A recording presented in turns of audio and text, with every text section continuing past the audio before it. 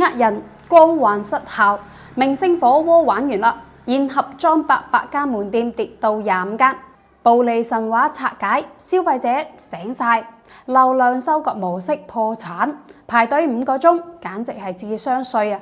光環唔夠，好味先至係王道。Hello， 各位朋友，歡迎嚟到大粵頭條，我係主播 Chelsea。今日我哋嚟傾下呃人嘅光環失效咗，明星火鍋玩完。明星餐飲嘅光環而家加速褪色啦，明星餐飲已經收割唔到理智嘅消費者啦。以前大環境好嗰陣，開一間火鍋店係穩賺唔蝕嘅生意，更加唔使話有明星背書嘅餐廳啦。2018年，現盒裝火鍋單店加盟費係48萬人民幣，2年擴張800間門店嘅瘋狂戰績，證明咗明星光環嘅吸金魔力。喺嗰個半年回本年入百萬嘅暴利神話時代，明星餐飲嘅加盟手冊上邊寫住誘人嘅數學公式：明星流量標準化複製，即係瞓住揾錢嘅印鈔機。但係當消費理性回歸啦，呢一套流量收割嘅模式好快就裂咗。而家再嚟睇下火鍋賽道，雙話市場規模繼續咁擴大。數據顯示，2024年全國火鍋市場規模達到6175億，同比增長5.65%。2025年預計突破6500億，可以睇到火鍋市場規模依然係增長嘅，但係背後就係一個個閉店嘅辛酸淚。截至2025年10月15號，全國火鍋門店總量達到咗53.64萬間。近一年新增嘅門店超過咗16萬間，但係淨增長係負嘅28,345間。呢個即係話近一年嚟有19萬間火鍋店係執笠退出咗市場嘅，而現盒裝亦都有800幾間門店縮水到咗25間。呢個數字嘅背後就係無數加盟商血本無歸嘅慘痛教訓啦。當行業由野蠻生長進入到深耕細作，缺乏產品力同埋服務力嘅明星餐飲，最終實會俾覺醒咗嘅消費者淘汰㗎啦。最近又有一間明星火鍋店撐唔住啦，曾經日均營業額150萬，係火鍋嘅排隊王。根據報道，11月6號由薛之謙創立嘅上上謙火鍋發布咗一則公告，話廣州店因為租約到期，即係12月15號正式收鋪。呢一間係上上謙火鍋喺廣州唯一嘅門店。收鋪之後，上上謙全國火鍋就只剩翻上海南京東路店一間啦。上上謙火鍋店係薛之謙喺2012年同埋好友合夥創業開嘅，當時薛之謙拎出咗60幾萬嘅積蓄同埋賣樓所得，喺上海開咗第一間上上謙串串香火鍋店，靠住夜店風嘅裝修，加埋成都平價串串嘅差異化定位，加埋薛之謙明星背書，火鍋生意又好快走紅咗，門店大排長龍。首店開業第2年就直接盈利啦。到咗2017年，上上謙已經開到咗第5間門店，每一日嘅流水穩定喺150萬左右，年營業額大概係5.4億。巔峰時期，上上謙門店曾經達到28間，其中直營係8間，加盟20間。只係風光未幾年，上上謙就開始行落坡路啦。轉接係2019年2月開始，薛之謙靜雞雞咁退出上海上千餐飲管理有限公司股東序列，佢嘅阿爸薛良元接棒做咗新嘅投資人。呢一場睇落係家族企業傳承嘅變動，其實係明星同埋品牌割裂嘅開始。9個月之後，薛良元聯合李元林成立關聯公司上海紅河餐飲管理有限公司，註冊嘅資本高達咗2000萬，想用資本運作延續品牌嘅生命力。但係呢一場資本嘅遊戲淨係維持咗2年。2021年7月，薛良元再度退出，最終股權結構定格係湯嚴寒同埋李元林聯合控股模式。2021年之後，上上謙就再冇開分店啦，之後更加係連接咁關店。喺2023年12月，上上謙門店由巔峰時期嘅28間縮減到咗2間，到咗2025年就只剩翻上海1間獨苗啦。幾年光景，風光唔再。薛之謙曾經喺微博度講過，上謙能夠俾佢揾少少錢做翻唱片就得㗎啦。但係而家佢嘅唱片依然係熱賣，但係火鍋店就快消失咗。喺關店潮之前，上謙就曾經屢次陷入爭議。2020年6月到9月，上謙南京東路步行街長寧店先後被檢出餐具含大腸桿菌。新聞曝光呢次嘅食品安全問題，再加埋疫情，口碑下滑，疊加客流減少，店鋪虧損嚴重，自此就鬱鬱唔振啦，最終逃唔過執笠嘅命運。上海呢個地方從嚟唔缺各種火鍋，呢度人嘅口味又刁鑽，近排執笠嘅網紅火鍋真係一批又一批。例如話呢間源自泰國嘅 Just Time 泰式火鍋喺上海8間門店全部關閉啦。巔峰時期 Just Time 日均嘅排隊係3個鐘，上海人排隊搶食。喺2017年到2023年連續7年蟬聯上海必食榜。可惜啦，前期嘅熱情，後期就冷淡。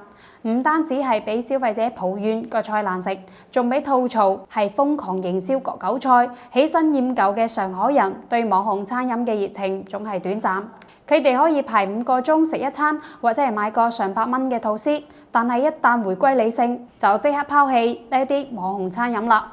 除此之外，曾經排隊嘅網紅熊貓老灶火鍋都已經接連咁關閉上海6間門店，而家只剩翻 G60、科創雲廊店同埋七寶店呢2間仍然係正常營業，而呢2間係加盟店，其餘關閉嘅冚唪唥都係直營店。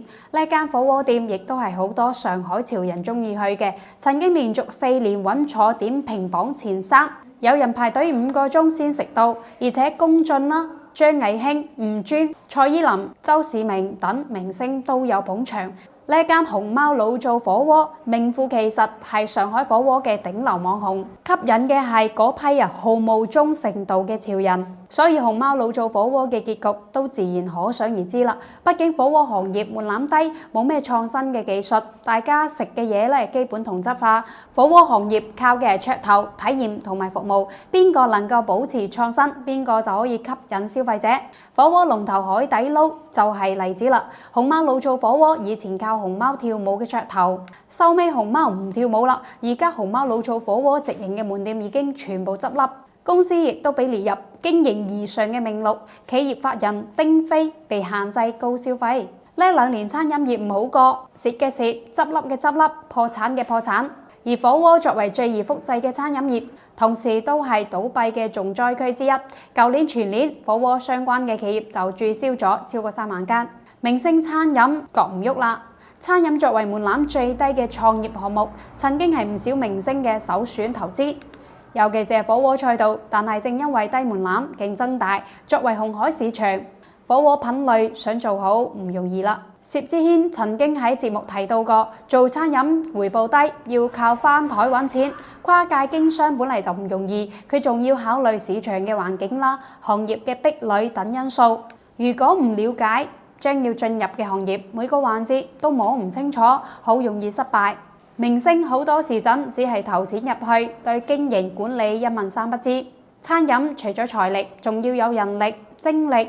做翻餐飲本身就係做苦力工，唔係瞓住揾錢咁簡單。同樣係為咗揾錢，開一間店經營品牌，同用身份揾快錢差別好大。當明星餐飲店頻頻咁出現食品安全事件，品牌淨係想擴張門店，唔諗提升服務同埋品質，用營銷嘅噱頭換嚟嘅係網紅店，最終只係徒有虛名。再大再多嘅明星光環都救唔到。而家更加理性嘅消費者唔會再做水魚㗎啦。有明星加持嘅火鍋店，雖然話可以吸引短暫嘅顧客，但係要長期保持翻市場競爭力，淨係靠明星嘅效應係明顯唔夠。例如話陳赫投資嘅賢合莊，因為門店嘅天花板食品安全事故，口碑崩塌。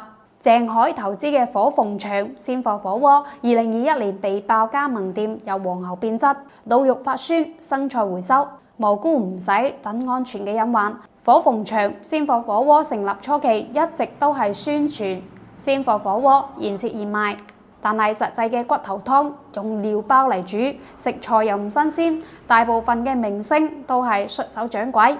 淨係負責收錢唔管理，導致門店監管唔嚴，食品安全問題浮現，曾經俾明星光環冚住嘅致命傷開始浮出水面啦。明星 IP 可以快速引爆關注，但係產品同埋服務接唔上流量，反而加速口碑嘅反噬。當消費者唔再為 idol 同款買單，火鍋店最終都要回歸好食新鮮嘅本質。明星餐飲經歷咗行業嘅洗牌，消費者變聰明啦。明星流量已經係昨日黃花，產品力先至係紅海市場贏未來嘅關鍵。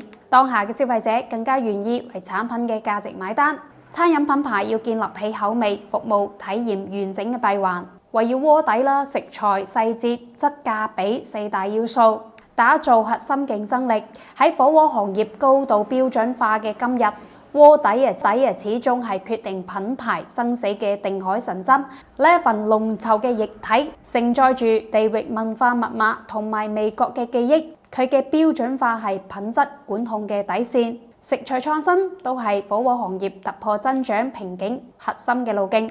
呢一種創新唔係簡單咁換湯唔換藥真正嘅差異化創新要遵循地域適配加埋價值重構雙輪驅動嘅邏輯，食材同區域飲食文化、消費場景深度咁契合，透過供應鏈透明化同埋體驗升級，將食材嘅稀缺性轉化為可感知嘅價值。